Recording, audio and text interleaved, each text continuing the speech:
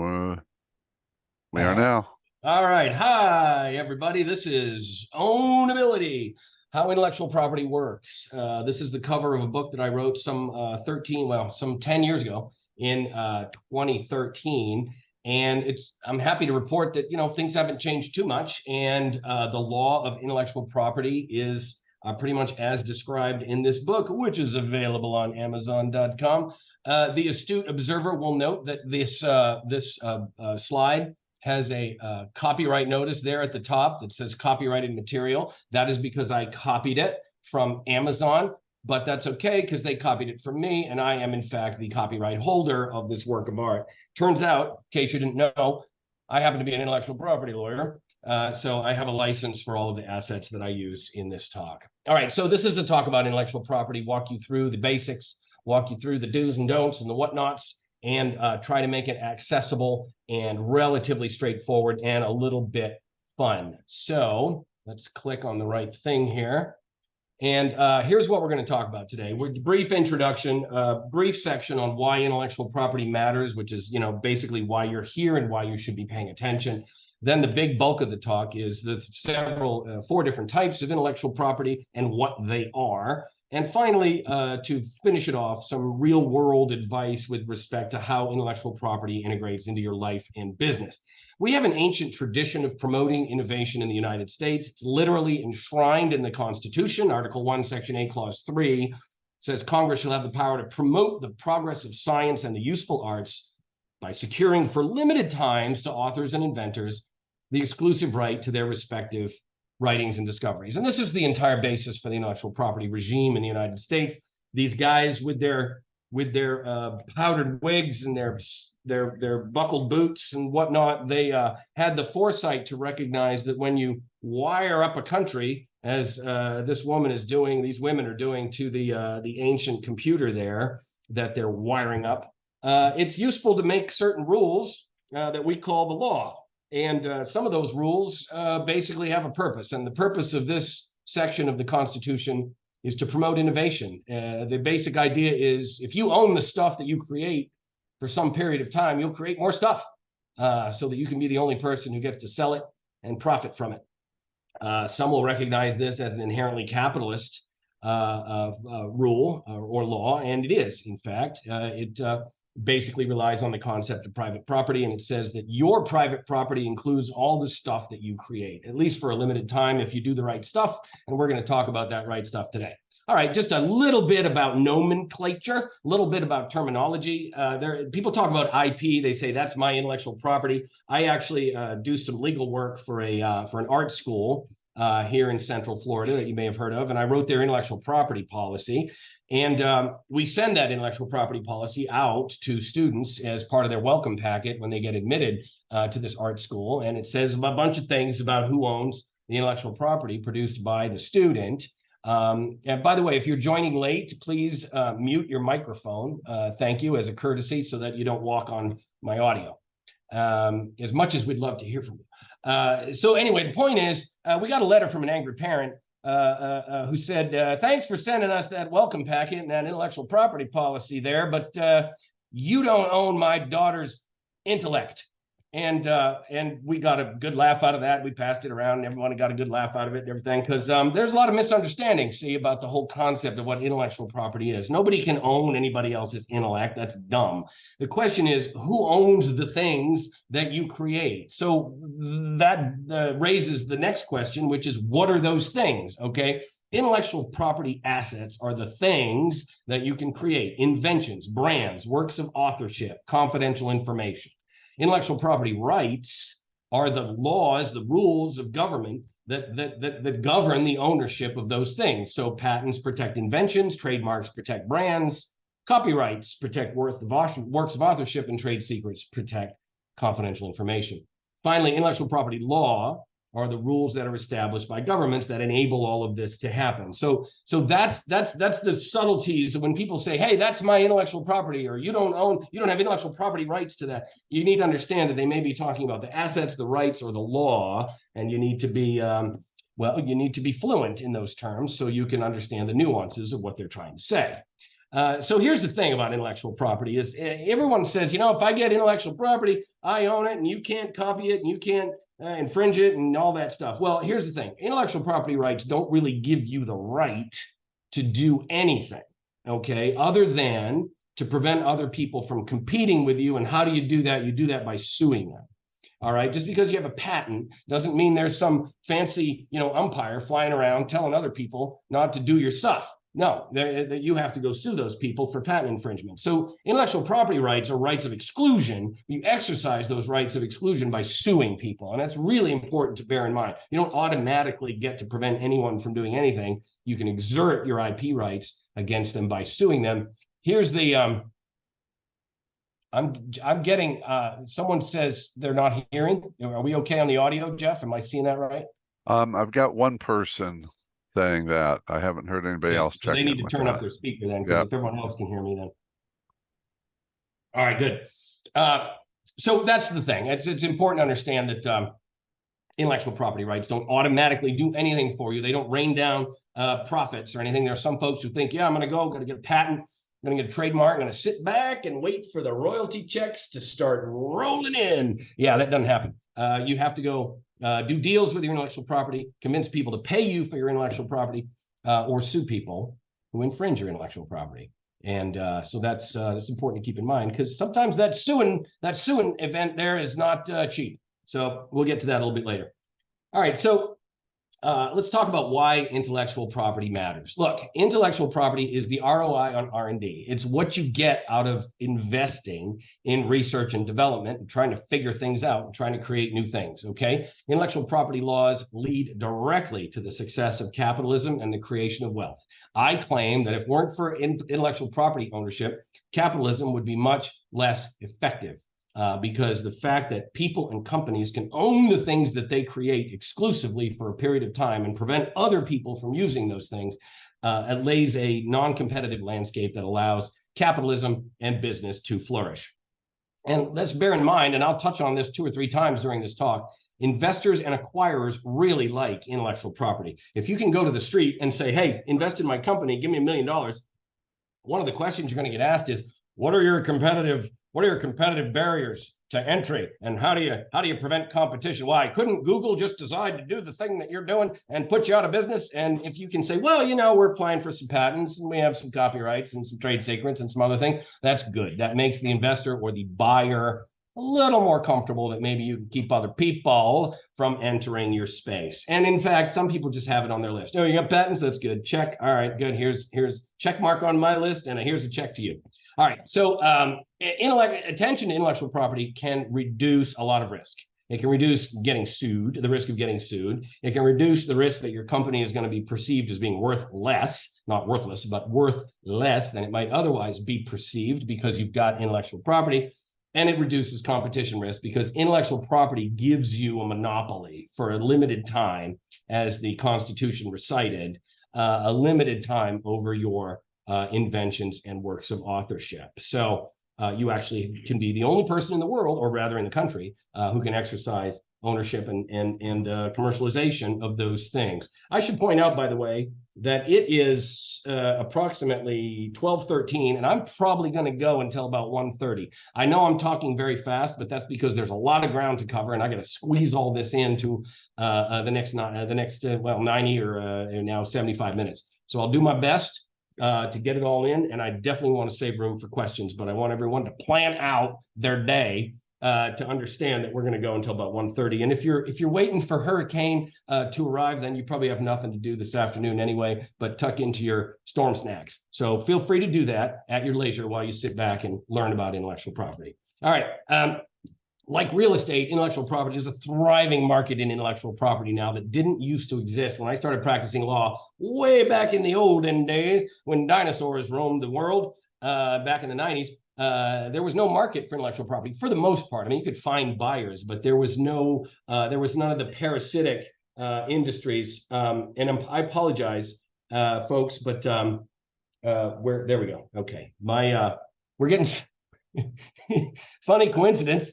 We're getting some stuff delivered to the house today, and naturally they're showing up now in the middle of my webinar. So bless my wife, she's going to have to handle that all on her own. but she's a very competent woman, so that's fine. Anyway, so there's a big market in intellectual property. So if you have some, you can sell it, is what this really comes down to. There's people who are buying intellectual property, valuing intellectual property, trying to figure out whether they can sue anybody with your intellectual property, and they will generally have an interest in potentially doing business with you if you have some intellectual property. All right, here we go. Here we go. Here's the big part of this. Here's the summary. Right here. I'm doing everything. You can look at this part and then you don't have to watch. That's not true. You should watch the rest. But here's the basic idea. If you create, own, or deal in a brand or a name or a logo or a tagline, and if you're in commerce, you obviously have a brand name and your company has a name and all those things, you should care about trademarks. All right. If you're dealing in inventions, if you're advancing the state of the art in some technology, you're maybe even inventing new business methods. Certainly, if you're composing original software that's doing stuff that's never been done before, you should care about patents. If you're creating media, art, film, things that we typically refer to nowadays as content, then you should care about copyrights, because that's how you own those things. And finally, if you have some secrets, and I know you do, secretive little people, if you have confidential information, you have trade secrets, you ought to care about trade secret law, because that's how you protect those things. Let me repeat and add. Trademarks protect brands. They are the names of companies, the names of products and services. They are obtained by using them in commerce. Again, we'll be repeating this again, because that's what you do when you give a presentation. You know, you tell people the same thing 3 times. Well, trust me, you'll hear this again. Trademarks are obtained by using them in commerce, and there's an option to register with the United States government. And they last for as long as you use them in commerce, which is effectively perpetual. Patents protect inventions and some designs and some forms of life, plants and things like that. But for the most part, for your purposes, unless you're like Dr. Moreau or in biotech, patents protect inventions and some software, in fact. Yeah, that's my dog. That would be my dog there in the background, because somebody had the temerity to set foot on my doorstep, and she doesn't like that. So patents are obtained by inventing the thing, and there's a mandatory registration. You don't own a patent in the thing unless you file the patent and get it registered. And patents last for 20 years. 20 years from the day you file the application, which means if the application takes 5 years to prosecute or issue, then, you know, your patent is protected for 15 years thereafter. So that's odd, right? Yeah, I agree. It's weird. All right. Copyrights protect works of authorship. They're obtained by creating the work, and there's an option to register. And copyrights last for the life of the author plus 70 years, except for works of authorship that are owned by companies under a work for hire or employment relationship, in which case copyright lasts for 95 years from the date of publication, or 120 years from the date of creation for works that were never published. I'm going to go over this again a little bit later in the talk, but let me repeat it now. Copyright lasts for the life of the author plus 70 years. So the author dies, the copyright lasts 70 years after death.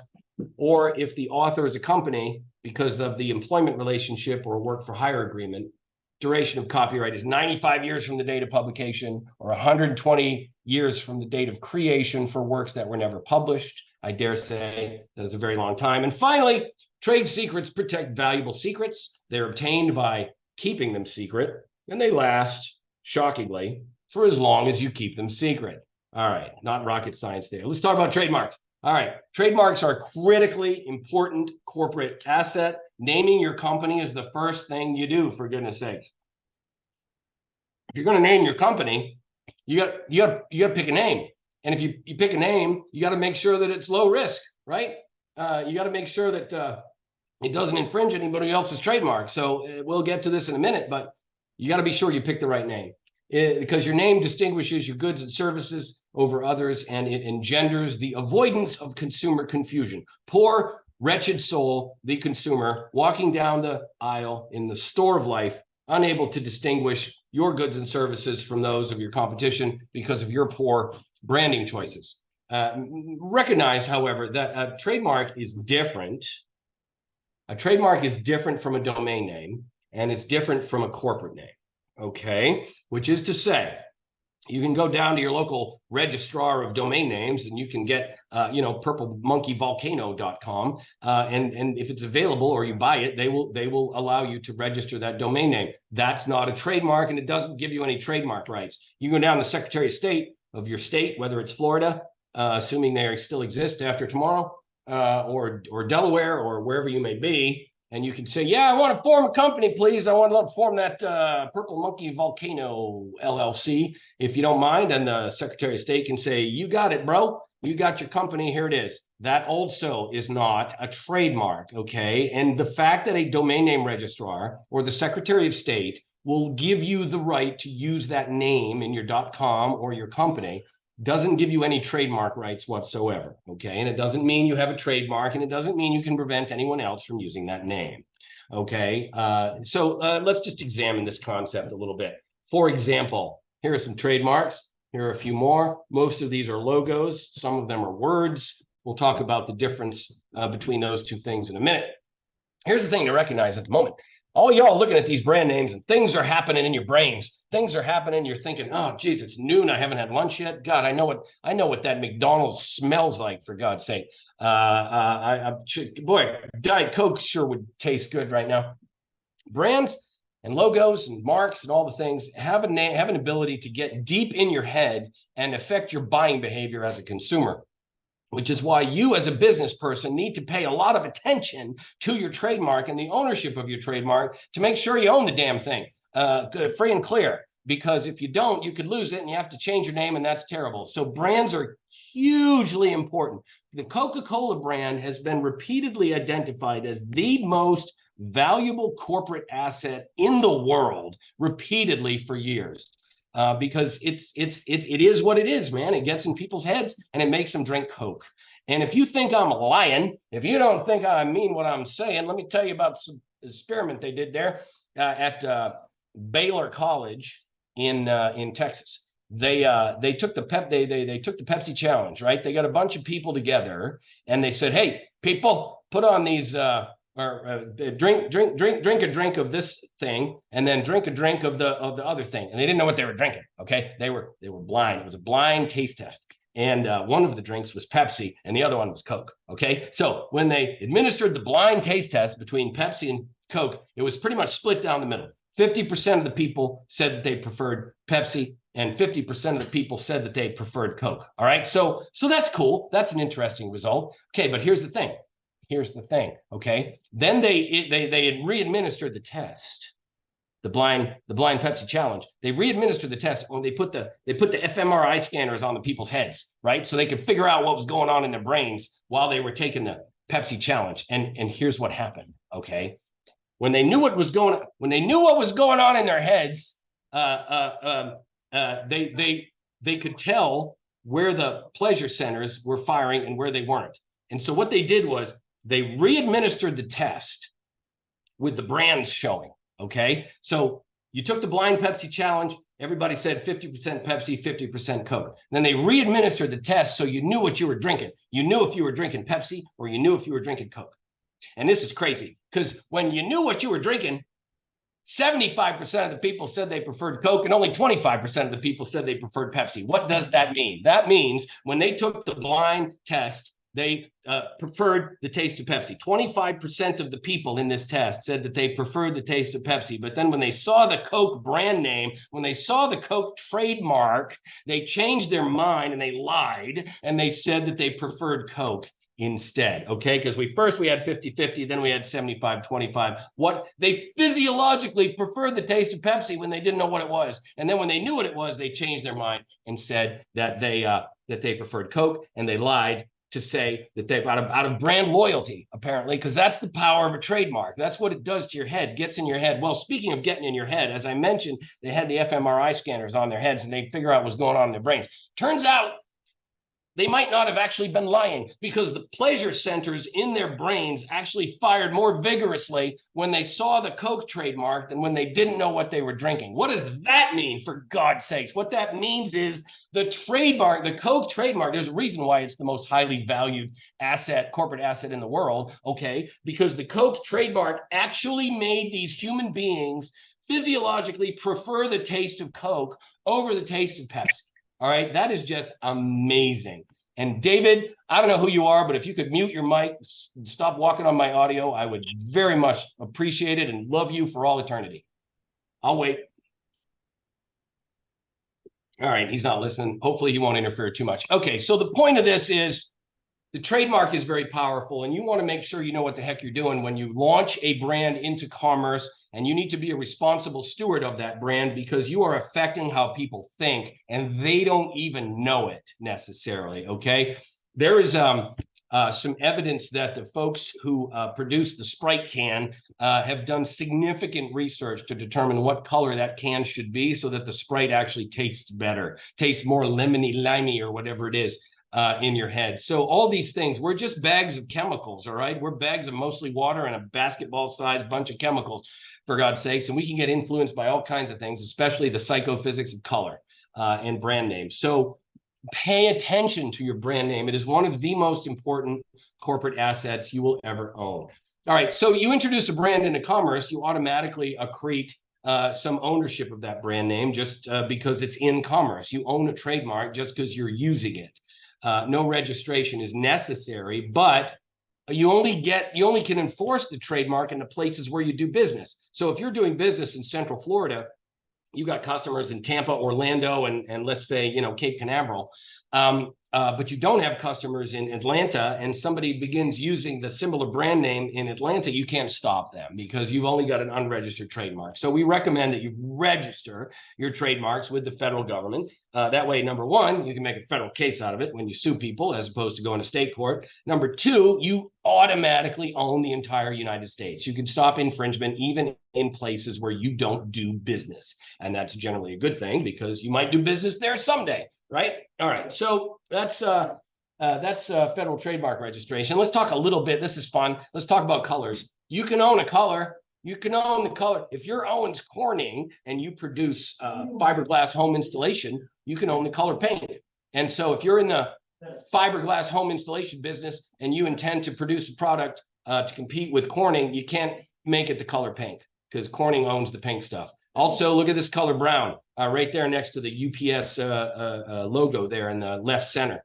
That color brown is owned by UPS for the color of trucks that deliver parcel packages and the uniforms of the men and women who drive those trucks. And so if you're in the parcel package delivery business, I'm looking at you, Amazon, you can't color your trucks that color brown. It's forbidden. They'll sue you for trademark infringement. And they'll win because why? Because when that color brown truck pulls up, it's the UPS person, right? So that's how closely allied they are with that color. So listen, when you're selecting a trademark, you face two kinds of risks, and this is important because they're not entirely coupled. Number one, there's a risk that the trademark office will not register your mark, and number two, someone will sue you for using it in commerce. And again, those things are not necessarily coupled. I can convince the United States Patent and Trademark Office to give you a registration on your trademark, but that doesn't mean somebody won't sue you. It doesn't prevent anyone from suing you for trademark infringement if they think it's too close to their mark.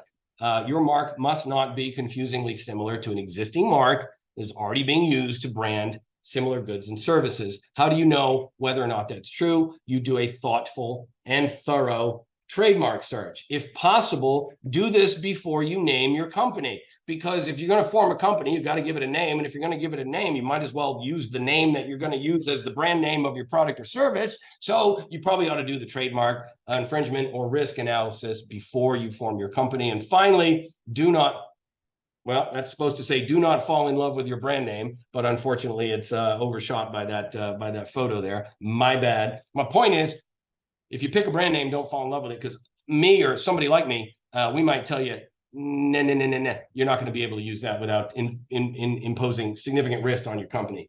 Looking at the clock, it's now 12:30. We are right on time. Got to have a little sip of coffee there, because coffee is what I put in my storm snacks. All right, here's the thing: if you're gonna use a trademark, it's got to be unique and interesting and fanciful, and it can't be descriptive of the underlying goods and services, okay? So, for example, if you are Steve Jobs and you're selling computers, rest his soul, then you can own the word Apple, because apples have nothing to do with computers. If you're a record company in the United Kingdom, years ago, and you're selling records, you can own the word Apple with respect to records because apples have nothing to do with records.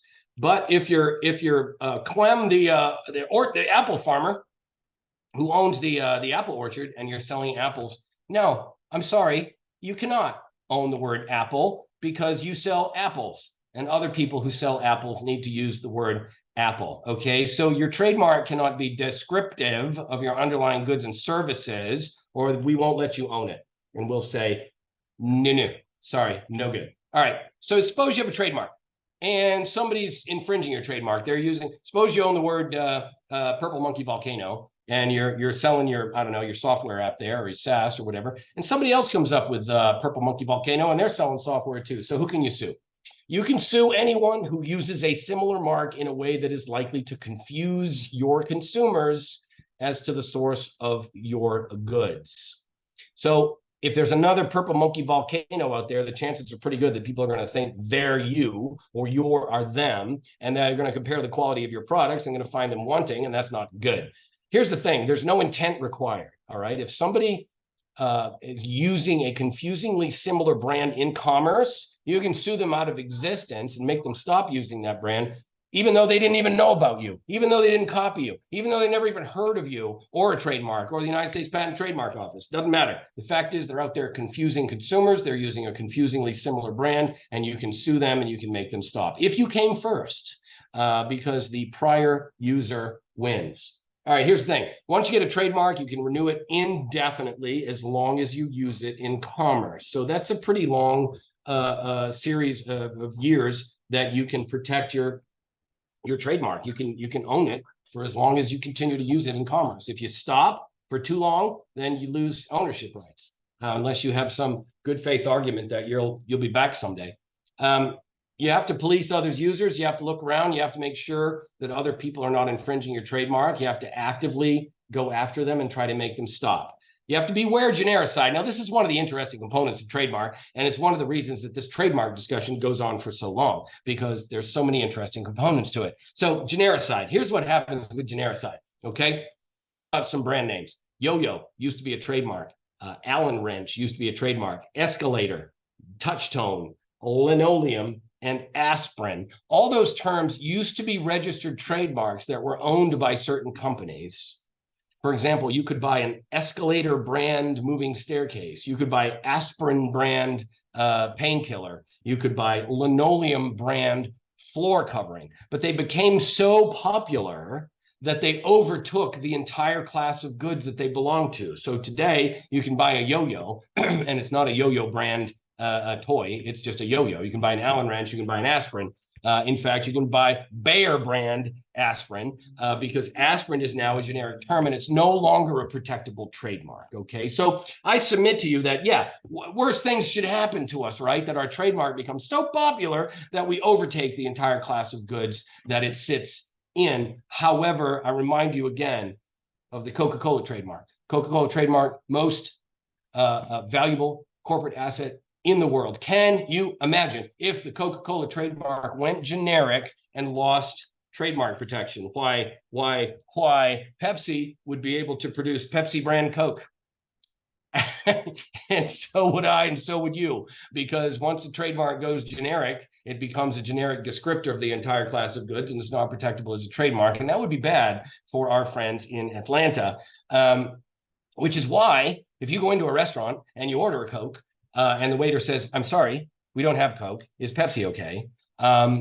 They do that because Coke makes them do that. I kid you not. Somebody from Coca-Cola goes into every restaurant in the world and makes sure that if they don't sell Coke, they don't call their product Coke. All right, and that's called policing your trademark right there and protecting against genericide. All right, listen, if you have a trademark, use the circle R. If the United States Patent and Trademark Office says they've registered your trademark, then you should use a circle R next to it. Don't use it until they say so, though, because that would be fraud. You can use little TM. You can use little SM. Each of those things basically tells the world, hey, I don't have a registered trademark yet, but I do have something that I consider to be my trademark or my service mark. If you're in a service business, you can use SM in this context. And That's how you tell the world, I think I have a trademark, I just haven't registered it yet. Once you register it, then you can use the circle R. Just a quick note about the difference between standard character design marks and design marks. If you're inventing, if you're creating a brand name, oh, I don't know, let's call it Purple Monkey Volcano, just for something random that I pulled out of the air. The standard character mark is going to be stronger than the design mark, which is to say, if the words Purple Monkey Volcano, if you register those as a standard character mark, you will own that trademark and you'll be able to stop people from using those words no matter what they look like. But if you only get the design mark with the fancy purple monkey volcano and the logo and all the things, you can only stop people from using that design. You can only stop people from using things that look like that design. So the standard character mark is always the stronger choice when you register for your trademark, especially if budgets are limited. All right, so that's trademarks. And we're going to move on now to patents. Okay, patents. Patents are cool. As you may recall from the introduction, patents protect inventions. So if you invent something, the only way to own it is to get a patent. Federal registration is required. Unlike with trademarks, where you have this sort of common law protection, you have this unregistered trademark that you can still assert against people. This is not true with patents, okay? You can't sue me for copying your invention unless you have a patent. Now, if you invent something, okay, if you invent, I don't know, the AirPods, of course you own this, you own the plastic case and you own the things and you own all the circuitry in there because you invented it, you pulled it off the shelf and put it together and soldered it and extruded it and whatnot, and it's your invention and you own it. It's your thing, you own it. And if I come take it from you, you could sue me or call the police and say, stop, thief, somebody stole my stuff. But if I look at your AirPods and I say, oh, yeah, I see how they work. Awesome. I'm going to produce those too. And I start producing AirPods. Unless you have a patent, you can't stop me. Okay. This is very important to understand. Unless you have a patent on your invention, on your thing that you've invented, you can't stop me from copying it and competing with you. A patent is the only way to own inventions and methods. Merely inventing the thing is insufficient to obtain any right of exclusion. The only right of exclusion you have is if I come along and I swipe the actual stuff that you own. Obviously, that's theft. Okay. If you don't patent it or keep it secret, you can't prevent others from making and using and selling it. Okay. So that's just, if you're inventing, if you're advancing the state of the art, you should be filing patent applications to protect your inventions. You have to be the first person who has ever invented this thing ever in the history of the world, if not the universe. Okay. Now, we can't actually do research on other star systems yet, unfortunately. I hope we get there someday. But the fact is, you have to be at least the first to have invented this thing on Earth. All right. If it exists anywhere, if somebody wrote about it in an obscure, dusty master's thesis sitting on a shelf in St. Petersburg, Russia, then it's precluded. There's no novelty and you can't get a patent on it. Okay, so it has to be the first. You have to be the first person who's ever done this ever. And your invention has to be non-obvious, which means, I don't know, we don't know, who knows? This is where patent lawyers make a lot of money, is in trying to demonstrate the invention is non-obvious. It's more than an insignificant advance over the state of the art, over the prior art. Just a bit of terminology. Everything that came before your invention is called the prior art. Your invention demonstrates the state of the art, the current state of the art. Okay, so just those, that's what those terms mean. And just recognize that there are lots and lots of timing issues, especially in foreign countries. And the point is, if you've invented something that's novel, you think it's non-obvious, you think it might qualify for patent protection, talk to a patent lawyer sooner rather than later, okay? Because there may be clocks ticking and there may be things that prevent you from getting patents if you wait too long, okay? So let's suppose you get your patent. Whom can you sue? Whom, said he, for he had been to college. Your defendant is anybody who makes or uses or sells the patented invention or its equivalent.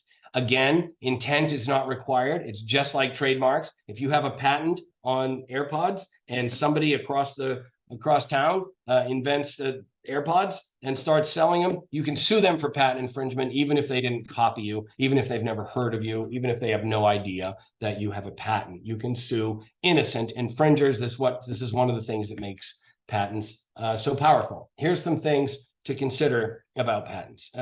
Patents should be part of your overall intellectual property strategy. There are some choruses in the world full of voices who believe that patents are evil. Unfortunately, they are, take my word for it, misguided.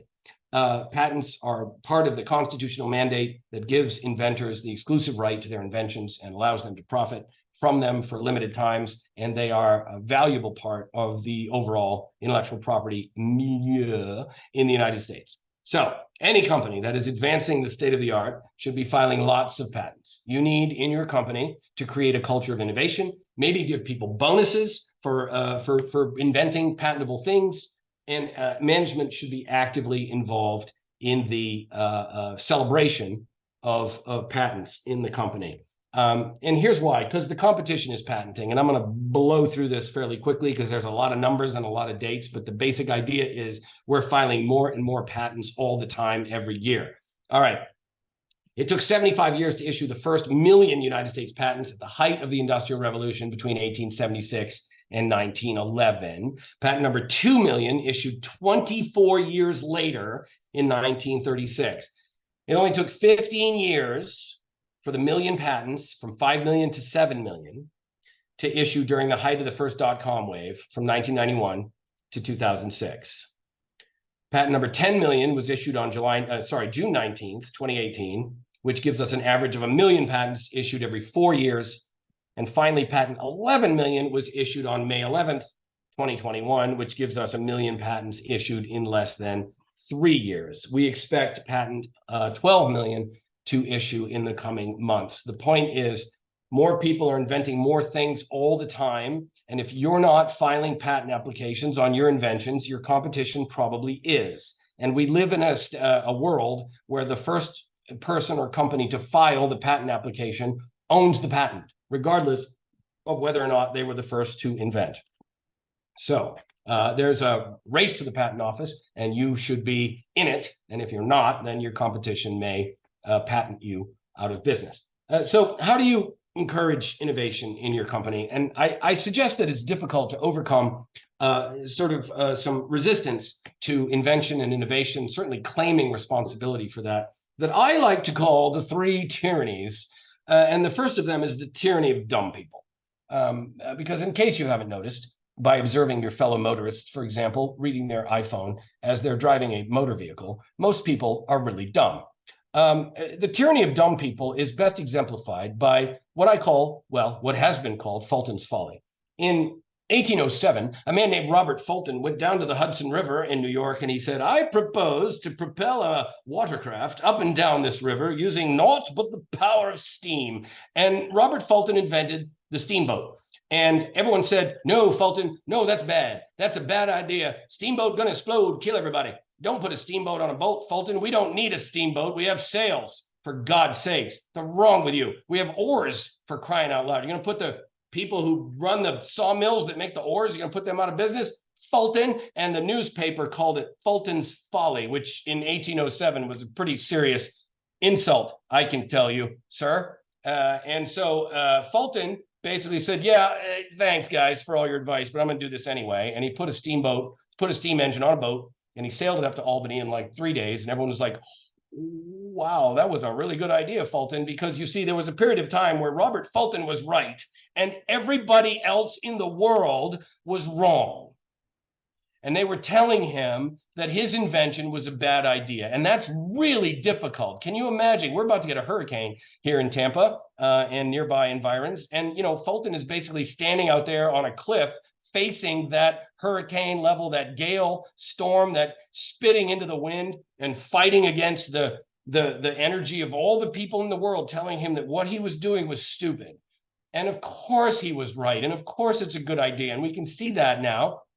Putting engines on boats turns out to be a really good idea. And sails are nice and oars are nice, but so are engines. And so you're going to face this, you see, in your company. You're going to face people. You're going to face this engine at the engineering bench. There are going to be people that look over your shoulder and say, yeah, that'll never work, because that's easy and it's lazy. And that's what people do. They tell you to stop innovating because they are made frightened by the world in which your change exists, because most people don't like change. You see, we come from herds of animals and schools of fish and flocks of birds for whom sameness is a survival trait. Okay, and blending in with the crowd protects you from getting eaten, and standing out from the crowd gets you attacked. And so we have this visceral, this instinctive fear of that which is different and breaks from the crowd. And we'd really just rather everybody just come on back home and, take a nap and stop fooling around with all this invention and stuff. And we have to overcome this, you see. You have to overcome it in your company. And that's the tyranny of dumb people. And followed by the tyranny of dumb people is the tyranny of smart people,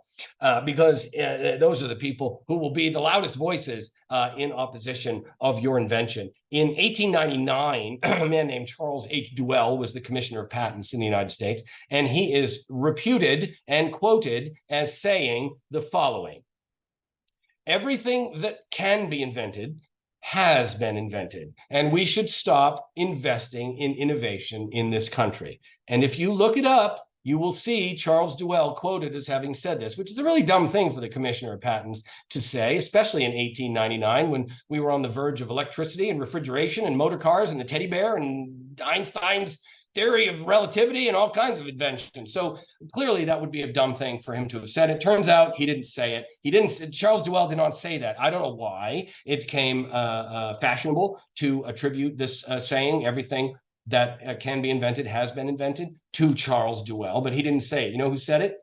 Sextus Julius Frontinus said it in the year 100.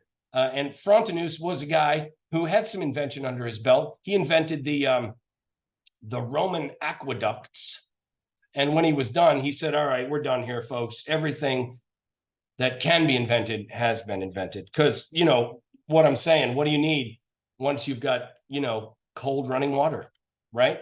Clearly, there's nothing else to do. And I guess my point is that there will always be people who are sitting at the top of their ivory towers who look down upon you and say, no, we don't need your new thing, because they're just as stupid as the dumb people in the tyranny of dumb people, okay? Because they've made their laurels and they've got to where they are based on their stuff, which your stuff is disrupting. So when you invent new things, when you create innovations, you need to beware the tyranny of dumb people who tell you it'll never work. But you also need to beware the tyranny of smart people who will tell you that it'll never work, because they don't want you to gore their ox. They don't want you to take away their market that they own and they like, and they don't think your thing, they fear your thing because it's going to be competitive. Finally, you need to be careful of the tyranny of the inventor, him or herself. We all know that we're standing on the shoulders of giants. We all know that we're going to fail from time to time, and that can curb the ego. And I say familiarity breeds contempt, because in many cases, the inventor, him or herself, is the worst person to assess patentability, because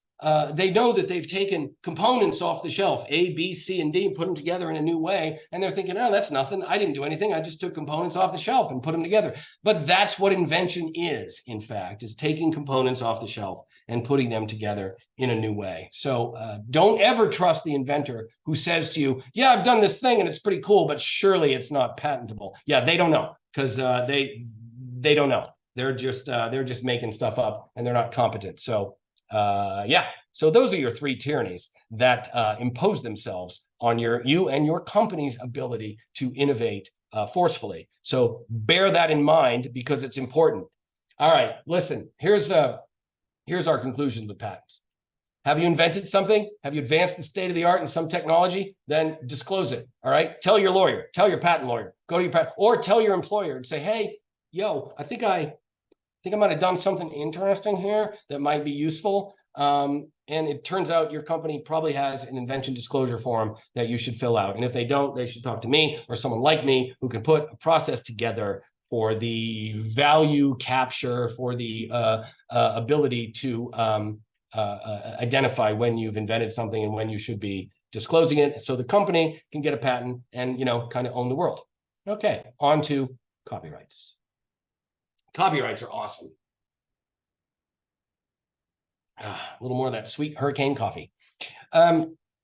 Copyrights protect everything you think of as content, okay? Literary works, musical works, pantomimes, choreographic works, right? What was the god of choreography? Terpsichore? Yeah, she's rolling over in her godlike grave. Because yeah, you can own choreography now, you can own architectural works, all the things. If you're producing this stuff, you should pay attention to copyrights. There are no formalities required. If you're producing content, you're posting on a blog, you're writing a book, copyright protection starts from the moment of creation. If you're taking notes right now, you own a copyright in those notes. If you're taking notes on a computer, and even if you haven't hit save yet, you own a copyright in those notes because they're already fixed in a tangible medium of expression. What you don't own, for example, what I don't own at present are the words that I'm saying right now, except for the fact that they're being recorded. I own the recording. I own the copyright in that recording, but I certainly don't own a copyright in the concepts or the things that I'm saying. Only things that are fixed in a tangible medium of expression are owned by copyright. It is advisable to register your copyrights. You don't have to, but if you want to sue somebody, you need to register your copyrights. It is necessary before making a federal case out of it. Can't sue somebody for copyright infringement if you don't have a registration on your copyright. And it gives you access to certain advantages when you do sue people. Whom can you sue? You can sue anyone who copies your work. So they take your photograph and they make a photocopy of it. That's a copy. Or somebody who creates a substantially similar work after having had access to your work. Intent is required. You cannot sue innocent infringers. So remember this, with trademarks, you could sue somebody who infringed your trademark as long as their trademark was confusingly, or their brand was confusingly similar to your trademark. And with patents, you could sue people who made or used or sold an invention that was equivalent to your invention, even if they didn't copy you. Well, this is not true with copyright. In copyright, you can only sue people who copy you. You can't sue innocent infringers, which means if you write a book, let's call it, I don't know, excuse me, Romeo and Juliet. Masterpiece, by the way, congratulations. And then I write a book across the room, and let's call it, I don't know, West Side Story, which are very similar, right? You can't sue me. You can't sue me for copyright infringement if I never read Romeo and Juliet. Only if I read Romeo and Juliet and then I produced West Side Story, well, maybe you could sue me for copyright infringement, if you weren't also like 600 years old or anything. But my point is, if you have access to my work and you copy it, you produce a substantially similar work, then I can sue you for copyright infringement. Copyright only protects unauthorized copying. Originality, even after the creation of the copyrighted work, is a complete defense. So again, if there wasn't any copying, you can't sue people and they have to prove it. All right, let's talk about copyright duration, because this is crazy. All right, this is crazy. You're gonna love this. All right, remember I said, I'm sure you do, about roughly 45 minutes ago, I said, if a human is the author of the work, and then the copyright lasts for the life of the author plus 70 years. But if a company is the author of the work, well, you might ask yourself, hey there, Brent, if that is your real name, how would a company be the author of a copyrightable work? I'll tell you, my little pal, here's how. Because if you're engaged in the scope of your employment for your employer and you're producing copyrighted works, you are not the author of those works. Your employer is the author of those works. And if your employer is a company, then the company is the author of those works. Okay, so if you're in an employment context, working within the scope of your employment, everything you create is owned by your employer, and they are effectively the author for copyright purposes. Also, if you are an independent contractor, or basically not an employee, but you have an agreement in place, a written agreement in place with somebody that says everything you create is a work made for hire, magic words in quotes, work made for hire, then everything you create is authored by the other person to that contract and not you, and you are not the author and you have no ownership rights and never will. All right, so if you're the human author, copyright lasts for life of the author plus 70 years. If the company is the author, copyright lasts for 95 years from the date of publication or 120 years from the date of creation for works that are never published. Here's the thing. When I was back in law school a million years ago, when dinosaurs roamed the earth and tyrannosaurs were a big problem, these numbers were not the same. They were different. How were they different? Well, it used to be that these numbers were, if the author was a company, the duration of copyright lasts for 75 years from the date of publication. And 95 years from the date of creation for works that are never published. But then something happened, you see. Mickey Mouse got old, and Mickey Mouse's first film called Steamboat Willie got to be about 75 years old. And then the copyright was going to expire, you see, and Mickey Mouse was going to enter the public domain and into the grubby hands of you and me and everyone else in the commons. And we were going to be able to copy Steamboat Willie and take images from Steamboat Willie and put it on t-shirts and sell it. And there was a very real possibility that Mickey Mouse as a character was going to enter the public domain and no longer be subject to copyright protection.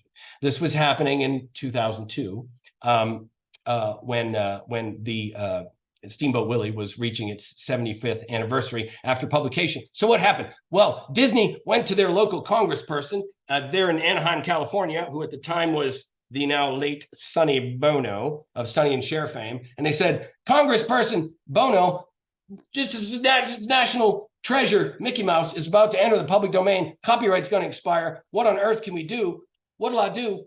Where'll I go? And so Sonny Bono introduced the Copyright Extension Act of 2002, which extended this number from 75 years to 95 years. Okay, and that's what happens in capitalism, folks. If that's the whole point, is you can create so much money and power that you can go to your congressperson and say, excuse me, could you change the rules, please, to make my life more profitable? Which they did. And so Mickey Mouse got another 20 years of life, 20 years of life. And so the copyright on Mickey Mouse effectively expired in 2022. And Mickey Mouse basically entered the public domain. But I don't know if you have kids or you've been watching Walt Disney animation movies lately, but there's one thing they've been doing at the top of every Walt Disney movie. They've been showing a little clip here of Steamboat Willie dancing and singing as a clip from the movie there. And my claim is that Disney is attempting to create a trademark in Steamboat Willie, which, as you may recall from earlier in the talk, lasts for as long as you use it in commerce. And therefore, they're attempting to prevent any copying of Mickey Mouse or Steamboat Willie by transforming it from a copyright into a trademark. Okay, so, we should all get so big and powerful that we can enjoy these kind of shenanigans. All right, here's the thing. Something just a note about artificial intelligence, because this is the thing nowadays that you all have to pay attention to, and you got to be very careful. AI cannot be an author. The Copyright Office says only humans can be authors of things. All right. If your cat hits your camera and takes a picture of itself, it's not owned by anybody. It's in the public domain. Same with an AI. Everything that AI produces is in the public domain.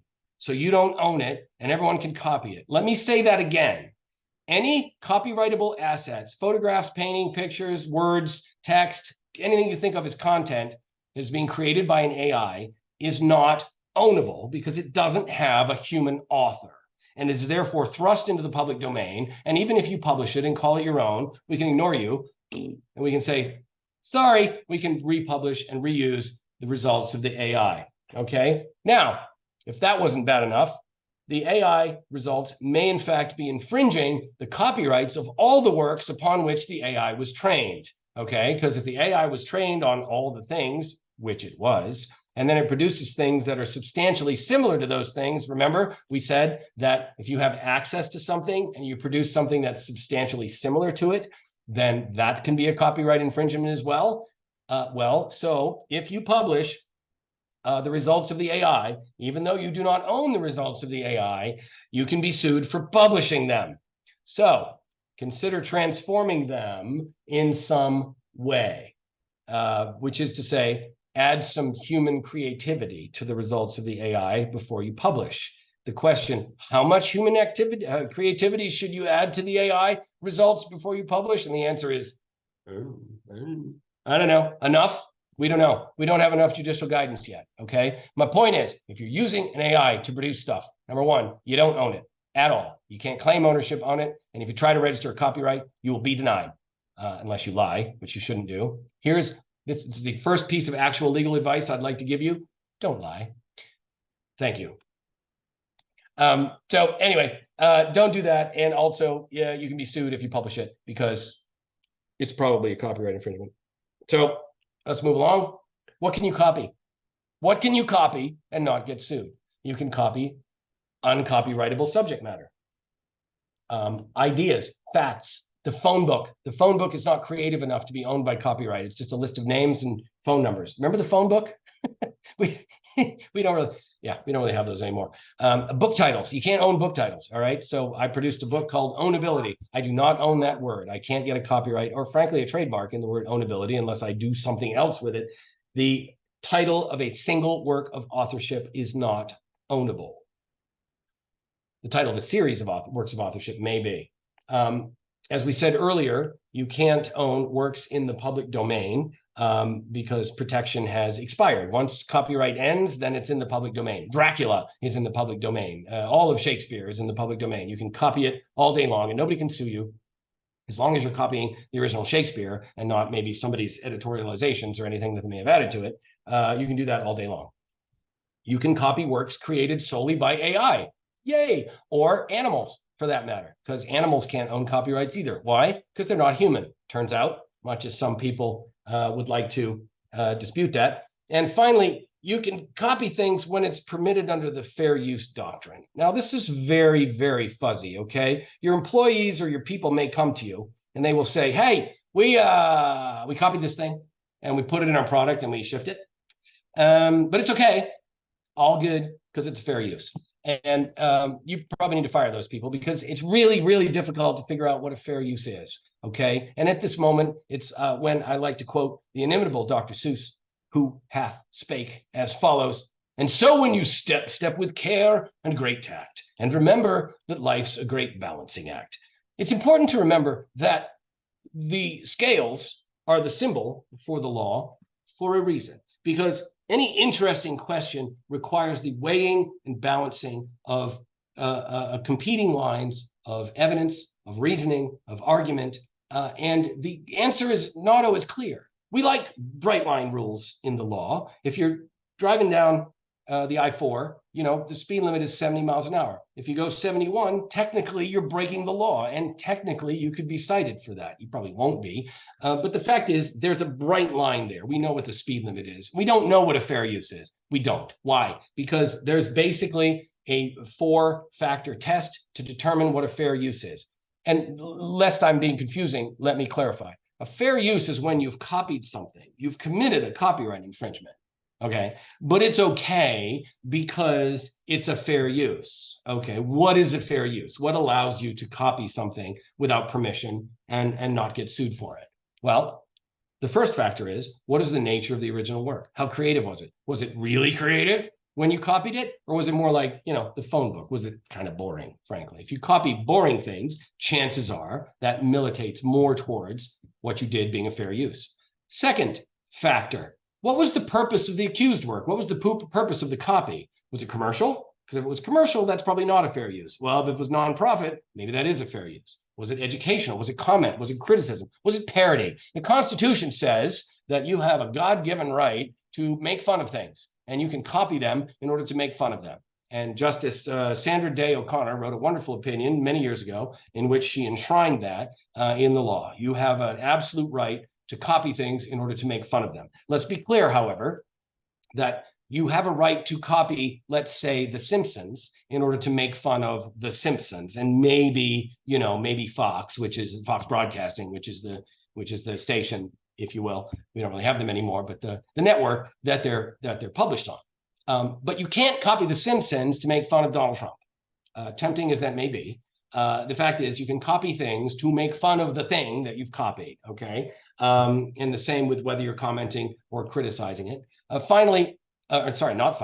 Factor number 3, how much of the original work did you copy into the accused work? Did you copy the heart? As I say, we in the law like bright lines. We like the fact that the speed limit is 70 and we can know whether or not we're breaking that law. But this rule says you shouldn't copy the heart of a work. Now, that's a pretty fuzzy line, and it's very difficult to determine. You see, it's very difficult for the legislature to write rules other than speed limits, right? To write rules that apply in all circumstances, in all cases. And that's why we need the weighing and balancing of the different lines of evidence, because there may be situations where you've copied something and it's the heart of the work. And there may be situations where you've copied the exact same thing and it's not the heart of the work. And everything depends on the facts and circumstances. And that's why we have courts, okay, is to figure these things out based on the facts and circumstances.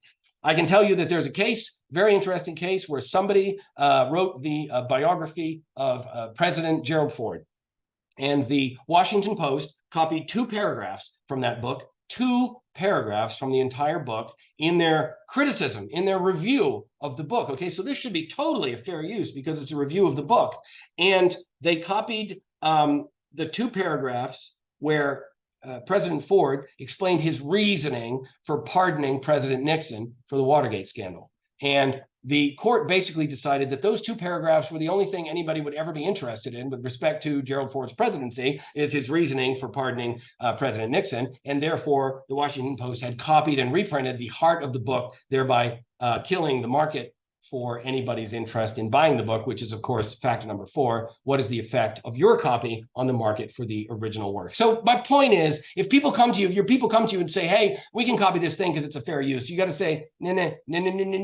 Don't be making those copies. Don't do that. Here's why. Because it's a 4-factor test and nobody knows what the heck the result's going to be. Nobody knows. It's very difficult to determine with certainty whether your copy is a fair use or not. Okay, let's do an example. Here's on the left, we have a photograph of a certain senator from Illinois, circa 19, I don't know what year it was, but the fact is, this guy was Senator Barack Obama from Illinois, and he was photographed by an AP photographer there, sitting there at something to which he was clearly paying attention. And then on the right, you have the famous Hope poster that was created by a guy named Shepard Fairey and used in the Obama campaign to get him elected. And the question is, so AP, the Associated Press, sued Shepard Fairey for copyright infringement, and Shepard Fairey said, no, I defend with the defense of it's a fair use. So the question is this a fair use? All right, let's go back. What is the nature of the original work? How creative is it? Well, it's photograph.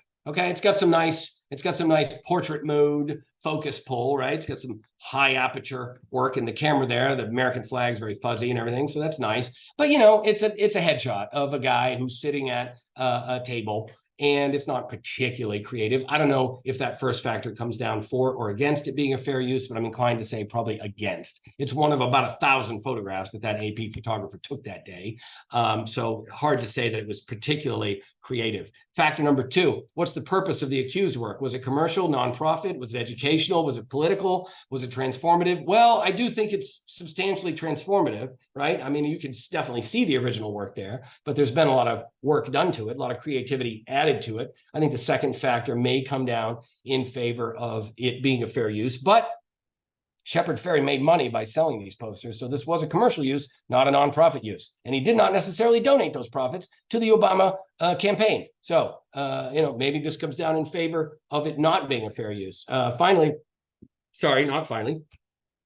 how much of the work did he copy? Did he copy the heart of the work? Yeah, he copied the whole dang thing. That's clear. So that goes in favor of not being a fair use. Finally, what was the effect on the market for the original work? And I think the answer is anybody who was looking for a photograph of Barack Obama to put in their news story would probably have gone to AP and gotten the photograph on the left and would not have been likely to substitute it for the painting or work of art on the right. So my conclusion would be that this may in fact be a fair use. Unfortunately, the case settled out of court, so we'll never have a judicial opinion and we'll never know what the result might have been. But these are the difficult questions you need to ask if you're assessing whether or not something is a fair use. Here's a few myths with respect to copyright infringement. Here's myth number 1. Citation undoes infringement. If you copy, you infringe, whether you credit the source or not. You can drop a footnote all day and say, hey, I stole this from Brent Britton and his book Ownability. But the fact is, if I didn't give you permission to do that, chances are you could still be committing a copyright infringement. Depends on the level of homage or whatnot. I've had clients come to me over the years that said they copied my thing and they didn't give me credit. If they'd only given me credit, I wouldn't care, but they didn't, so I want to sue them. So that you still have the right to sue them, even though they give you credit, but it might allay that fire, might put out that fire a little bit. Once suing money is at stake, most people will in fact sue you. If you're making a lot of money off the copy, you can expect to be sued. The question for you, especially if you have a low budget, if you're a startup and you're deciding whether or not to commit a copyright infringement, the question is not, will I win the case? Is this a slam dunk fair use? That's not the question. The question is, will I get sued in the first place? Because you can't afford it. If you come to me and you say, hey, I'm the subject of a federal lawsuit for copyright infringement, I'm going to say, that's great. I'm going to need $20,000 a month for the foreseeable future in order to defend that case for you. And that's money that you don't want to spend. So you need to assess whether or not you have the temerity, the guts, the grit, and the gusto to engage in litigation. I'm sure many of you have seen this photograph. We have a problem, you see, in the Everglades. The problem is not that the Everglades contains gators. That has done so for centuries, and they're fine. Little grumpy, but you just steer clear. What the Everglades also contains, you see, is Burmese pythons, because apparently people buy the Burmese pythons when they're cute little babies and just so cute and pretty and everything. And then they grow into 15-foot long deadly monsters. And they're like, well, we don't want this guy hanging around the house anymore. He's going to eat the dog. So let's throw him in the Everglades. So now we have a problem in the Everglades. You see, we have Burmese pythons in the Everglades along with the gators. And this photograph is of what happens when a Burmese python meets a gator. And what we think happened is the python ate the gator like they do with the jaws and everything, probably wrapped around him, suffocated him, or at least knocked him out, ate the gator. Then the gator woke up and chewed his way out of the python, and they're both dead. And I submit to you, this is what litigation feels like for both the plaintiff and the defendant. All right. Nobody likes litigation. You don't want to be involved in it. And if anybody in your company is coming remotely close to committing a copyright infringement or really an intellectual property infringement of any nature whatsoever, I suggest that, you avoid that, because we don't want to end up like the gator and the Burmese python. Moving on to trade secrets.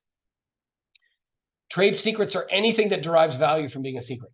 All right. If you know something and I don't, and your competitors don't, whether it's your secret sauce, your secret recipe, your secret method for doing things, you can keep it secret and nobody else knows it, then it's a trade secret and you have an ownership interest in it. For a long time, I used to say there's no federal law, it's all state law governing trade secrets. But a couple of years ago, the federal government decided to promulgate, in fact, a federal law governing trade secrets. So now you can make a federal case out of it if somebody misappropriates your trade secrets.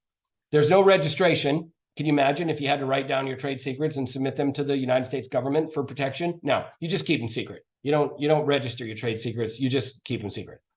Here's something really important to remember. If you're an entrepreneur, you're building a pitch deck, you're going out into the world and you're saying, hey, you should pay attention to my company, maybe invest in it, maybe buy my product someday. Your business idea is not a secret, okay? You generally can't keep your pitch or your pitch deck a secret. You don't get people to sign NDAs before they look at your pitch deck. And just to be real clear, confidential information will never include information that one can find somewhere else. If somebody makes you sign an NDA and you sign it, and then they tell you something you already know, or something you can look up, or something you can find elsewhere, then that NDA doesn't prevent you from using or disclosing that confidential information. They can only protect actual secrets. Speaking of non-disclosure agreements, many of them are broken. Because they end. Non-disclosure agreements should not end, okay? Trade secrets are protectable for as long as you keep them secret. If you sign an NDA that ends after 2 years or 5 years or 10 years, and the obligations terminate, then by definition, all the trade secrets that you learned subject to that NDA are injected into the public domain the day that contract ends, the day those obligations of secrecy are no longer effective, because now you are no longer, as the recipient of that secret information, you are no longer required to keep it secret. So check your NDA and make sure that it survives, or the provisions of obligations of non-disclosure and non-use actually survive. Okay, who can you sue? You can sue anyone who misappropriates your confidential information. Intent is required. Again, just like copyright, if somebody happens upon your secret recipe without taking it from you, you can't sue them for trade secret misappropriation. So that'll give you an instance of where it might be more valuable to get a patent as opposed to a trade secret, because with a patent, you can sue people whether they copy from you or not. Trade secrets only protect against misappropriation. Independent discovery is a complete defense. You need to take affirmative steps to protect all of your trade secrets. Here they are. Put them behind passwords, restrict access to secret information, prevent your scientists and other people who go to conferences from speaking or publishing about your trade secrets. Make sure that you've got that mandatory in your company. Only disclose trade secrets after you have an NDA in place, and recognize that only a single publication or disclosure can prevent protectability. Okay, how does intellectual property integrate with the rest of your life? Intellectual property ownership is counterintuitive, or software is not like my dining room, to bring it down to brass tacks, the brass tacks in my dining room table. Okay, here's the thing.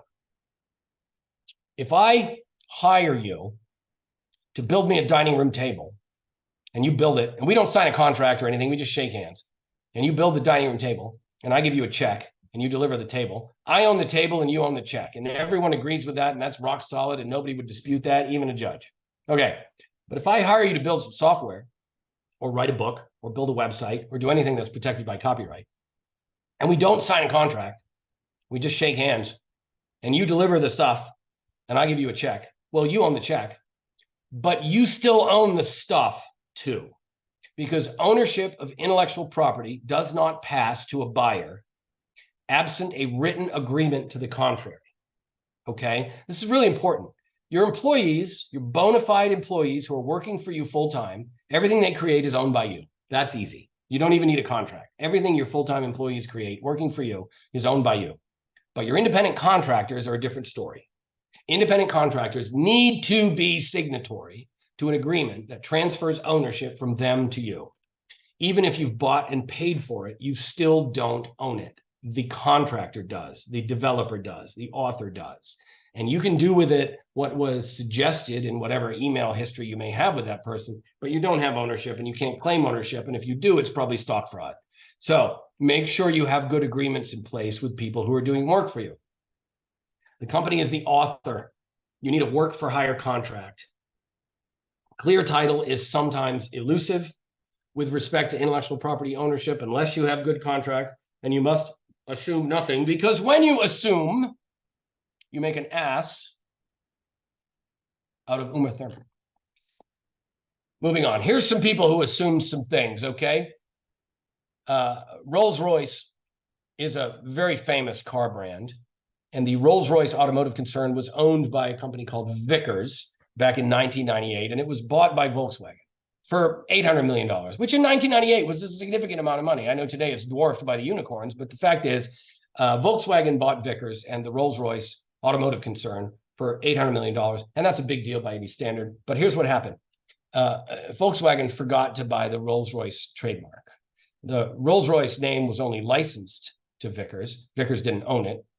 It was actually owned by a third company called Rolls-Royce Automotive PLC, who eventually sold it to BMW.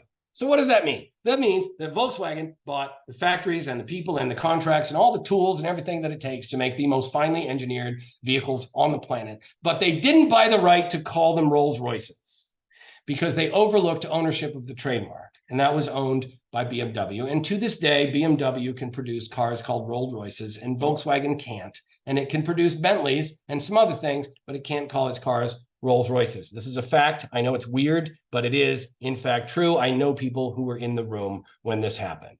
So don't do that stuff. Here's the thing. Investors love intellectual property. If you're going to sell your company, expect intense due diligence on the intellectual property. If I'm the lawyer representing the buyer, I'm going to want to see intellectual property ownership back to Adam and Eve. I want to know who invented everything in your company, and I want to see a contract between them and you, transferring ownership from them to you. If it is incomplete, expect the value of your company to shrink. I have personally borne witness to offers, at least in one instance, an offer to buy a company for $100 million. I kid you not. I can't name the company, of course. But because the patent portfolio was insufficient and the contracts, the corpus of contracts, which govern ownership of those things was insufficient, the price dropped to $80 million.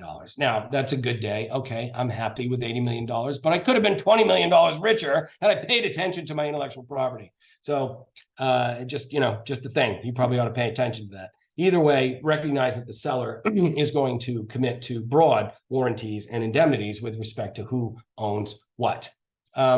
Listen, IP is an asset class that needs to be managed. If you're creating anything in your company, producing anything in your company, it is governed, and the rules of ownership of those things are governed by intellectual property. You should conduct an internal intellectual property audit for completeness, status, and ownership of everything that constitutes intellectual property in your company, to confirm to yourself and your shareholders and your constituents that you, in fact, have good paper and you have a good document vault indicating that you own all the things you claim to own. And if you stand at a microphone and talking to investors or potential investors and say you own stuff, or you have exclusive rights to stuff that, in fact, the documentary record would indicate is not true, you're committing stock fraud. It's a federal crime, and you're going to take the perp walk. Okay, so you got to know what you own, and you need to own what you know, and that is the nature of intellectual property. Review all of the intellectual property agreements and make sure that they say what you want them to say. Finally, if you're a startup company or if you're a going concern that hasn't paid attention to intellectual property, do the following things. Clear trademark risk before naming things, okay? And remember that fanciful names are better than descriptive names. If you are inventing unprecedented things, consider patents, okay? File a provisional patent. It lasts for a year. It allows you to say patent pending. Then file a non-provisional patent at the end of that year. That's going to take 3 years to be examined for the most part. So you've got patent pending, and you can claim that you have patents for a long time before any of that rubber meets the road. You're probably going to sell your company before your patent's issued. If you produce a lot of content, go ahead, please. And that bullet's wrong. If you produce a lot of content, go ahead and be sure that you are registering copyrights. And remember that your business plan is not a secret, but your special sauce might be. Get competent documents in place with all your people. Make sure everybody who's creating for you has signed a document transferring ownership to you, but not your AIs, because they can't sign contracts. And also, they are not people yet. So with that, I will say thank you very much for paying attention. I welcome emails. I welcome messages on the FB or the LinkedIn or whatever. If there's any questions, we can entertain them now, but don't hesitate to get in touch with me. I'll always do my best to answer any questions I get, and I'll always try not to bill you too much for the answer. So if anyone has any questions, they want to unmute their mic and say something or put it in the chat. Jeff, you can referee that. Yeah. Jeff has posted my email address to the chat. Hi, Brent. It's Andrew. Can you hear me? Hey, Andrew, what's going on, bro? Oh, everything's wonderful. I have a question. Hey. Right, software is kind of a purple squirrel. How was it, and right, to the extent, right, you can answer this, how was it that Microsoft Teams was able to copy Slack? For all intents and purposes, it does the exact same thing. The UI is a little bit different. So I don't represent either of these entities, and so I'm not conflicted. I will say this. You have to ask yourself, what about Slack is protectable? Okay. I mean, the concept of a threaded chat, I mean, that's existed since literally the early 80s. I engaged in interactive chat messaging, interactive chat rooms on 80 by 20 green screens back in 1982, before the internet was called the internet. So the concept of Slack as a presentation is frankly kind of old hat and unlikely to be ownable, because, as I say, a threaded chat history is just a series of messages. Probably doesn't rise to copyrightability, and probably doesn't rise to the level of patentability either. Unless they're doing something really interesting under the hood, they might be able to get a patent on some sliver of their algorithm that does something. I can't really imagine what or speculate. But the reason Teams can copy Slack, and the reason my iPhone has a list of threaded text message chats on it with little bubbles and stuff, is because probably that concept, that presentation, that audio-visual display is simply not something that's susceptible to ownership. So you can probably copy it too. Okay. And one more quick follow-up. Can you patent a user interface or user experience? I remember way back in the day, right, I think Microsoft got into trouble when they launched Windows, which looked very similar to what Macintosh had done. Yes, yes, and both of them copied it from SRI, who invented the graphical user interface. Yeah, so it's tough.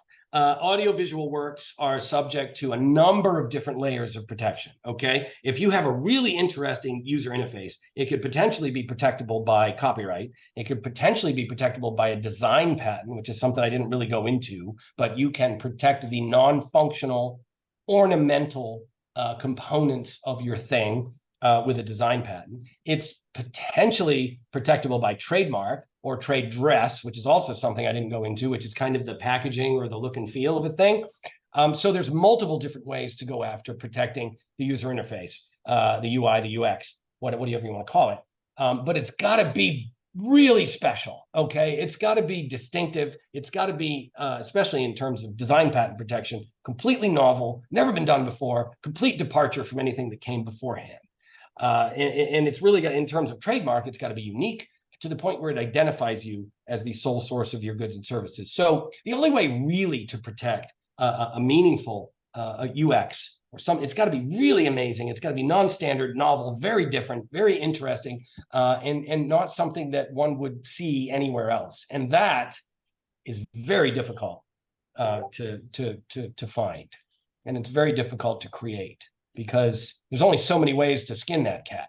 There's only so many ways to present information to a human user using, eyes and ears and touch and all that. So the domain is inherently limited. And we as a civilization look forward to the next big thing and the next big advance in human computer interaction and the advance in the UX. But boy, it's going to have to be something that really knocks our socks off before it's protectable to the point where other people can't copy it. That makes sense, Andrew? Thank you. Yes. Hey, Good to Brad, hear from you, man. there's a couple things in the chat that I'm going to have Rick ask this question. So Michael asked this question and said, what would happen if someone designed and made you a table and then you mass produced that table and sold it? Yeah, I have no problem with that. That's absolutely fine. If somebody designed and makes me a table, I own it. If I paid for it, I own it. Unless now, maybe there's some ornamentation in the table. Maybe there's a copyrighted work on the table. Maybe there's some bas relief or some engraving or something. Now we're potentially talking about something that could be owned by the person who invented, who created the table. But for the most part, again, with hardware, with non-copyrightable subject matter, if you create this little squeezy thing, this little stress relief squeezy thing, and I pay you for it and you hand it to me, well, I own it. And unless you've filed some kind of copyright protection on it or trademark protection, or maybe you have a patent on it or something like that, then I can continue to copy it and create it and do all the things I want to do. And as you said during the program, the answer likely is different if it was software versus a table. Yeah, right. If it's subject to copyright, subject to patent, subject to trademark, we have a very different conversation. But for the most part, that's why I use something as mundane as a dining room table, right? Because for the most part, it's a flat surface and four legs, and it's not protectable. Okay. So the next question is, with respect to Mickey Mouse, Disney created it. And the question is, if Disney created it, why should anyone ever be able to duplicate it?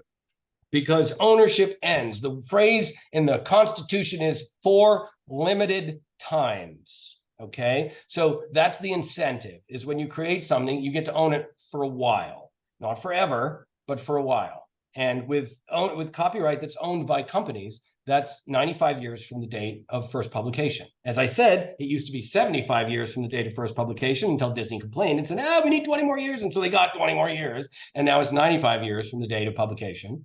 But eventually, copyright ownership has to end. And there's a good reason for that, because we want these works to be injected back into the public domain so that the commons, which I referred to in the talk as the grubby little hands of you and me, can get our hands on them and repurpose them and potentially make things that are even more interesting and more entertaining and more educational and more valuable to society as a whole, because we don't want proprietary ownership to last forever. Now, of course, one exclusion to that is the trademark ownership. and the astute listener will recall that trademark protection lasts for as long as you use that brand in commerce. And that's fair, right? Because if I'm Kraft or I'm Coke or I'm, Hellman's or whatever, I don't know what mayonnaise is occurring to me right now, but apparently it is. I want to be able to own that brand for as long as I'm using it in commerce, for goodness sakes. And I don't want to lose it just because the clock timed out. But that's not true with patents. It's not true with copyrights. So that's why there's a fairness analysis associated with, look, Disney, we've given you had your time, okay? You had your period of exclusive rights. I think you made a little money off Mickey Mouse during that publication plus 95 years. It's time for the rest of us to get a little bite at that apple and start repurposing and making magic with Mickey Mouse in his first movie. So, all right. So final question, Rick, you had a question. Go ahead and unmute and ask it. Yeah. So Brent, hey, thanks for this. I had a couple of questions around work made for hire, the phrase work made for hire. And you had said in the presentation that if you have full-time employees, they're covered. You don't need to have that phrase in their contracts. But what if they're either part-time, or if you don't really have the term full-time identified? Is it just presumed that they're full-time? So the default is, if I'm your employee and I'm working within the scope of my employment, then everything I create within the scope of that employment, for you on your equipment, on your time for which you're paying me, is owned by you. But there's a lot of fuzzy borderlines there. Like, what if I go out to my car at lunch, but I use my work laptop? You know what I mean? Or what if I'm working on it at home at night, but it has a lot to do with the same scope of employment that I'm doing for you? So the solution to this entire problem is, in every instance, whether the creator is an employee, an independent contractor, a part-time employee, or your friend Bob, get them to sign an agreement. Get them to sign an agreement that says whatever they create within the scope of this contract or whatever is owned by you as a work for hire. And once you get that in writing, that just solves all the ambiguity. Now, of course, what we see independent contractor agreements, and we see employment agreements from companies that are greedy and overreaching and have language in them that goes way beyond what should reasonably be owned by the employer. I recently saw an employment agreement that basically said, it was an independent contractor agreement for a software engineer that basically said, anything you do, if you go to the bathroom during the period during which this contract is active, we own the results and proceeds of that. Okay, whatever you do, whatever you think of, whatever you conceive of, whether it's within the scope of employment or not, any idea you might have while you're waking up at 2 o'clock in the morning, that belongs to us. So it's completely unenforceable, completely overreaching, and somebody needs to spank those people and make them retune their contracts to be more reasonable. But anyway, the solution, Rick, is to just get a good contract in place with anybody who's creating anything for you, whether they're an employee or an independent contractor, and that basically just says the right things. Yeah, so that's question one of the same thing. Part two of this is, if I'm going to a contract manufacturer that also has contract design function, and I'm presuming I'll put that in the contract, but I guess one level beyond that, what if they subcontract with people or have part-time people or 1099s on their staff? How do I ensure that my design is protected to that third party? Yeah, you gotta make sure in your contract that you require that contract designer or manufacturer to replicate these obligations down the chain to everybody that works for them, who's going to be in any way involved in this process, whether creating or hearing confidential information or all the things. And they need to indemnify you for any breach of that. Okay, so you have to have that the language has to be in your contract with the first party, that they will replicate that on down the chain and cascade that throughout the relationship, so that ownership language it works. And if they don't, they owe you money. If they lose ownership, then then you can sue them and they will pay you money. All right, I'll come to you for that contract. Thanks. I'm looking forward to that, Rick. Well, thank you, Rick. Thanks for everybody for being here. Thanks, Brent. As you know, there'll be a recording coming out to everybody who's here. It'll get you an update on the next webinar. feel free, as Brent said, to share your questions. You've got his contact information. You'll also get the slide deck with the recording if you want that as well. And we look forward to seeing you at the next webinar. So thanks for being here. Thanks, everyone. I appreciate your time and attention. It means the world to me. Hope you learned something. Thank you.